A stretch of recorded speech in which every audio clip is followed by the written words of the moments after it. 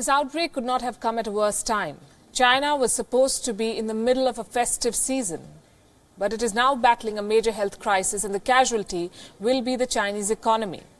The virus outbreak escalated just before the Chinese New Year. Usually, the Chinese consumers spend more than 1 trillion yuan, that's around $145 billion, during this holiday season. That hasn't happened this time. The outbreak forced China to close down cities, and that has directly hit the economic activity. Here is what happened next. Air travel on the first day of the Lunar New Year fell by nearly 30%. Travel by train fell by more than 41%, and it's getting worse by the day. Factories, offices, restaurants, shops and stores of major brands, they're all shut in China.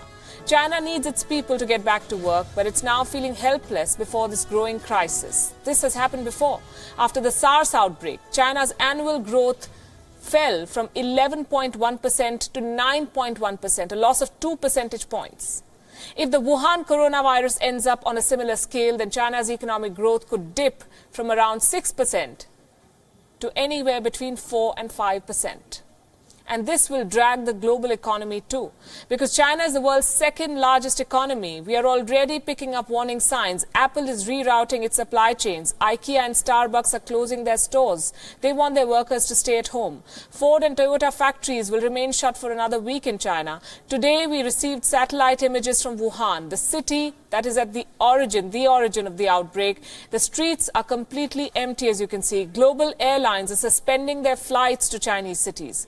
It's difficult to say how much the global economy will lose due to the outbreak, but we can always look at the past for perspective.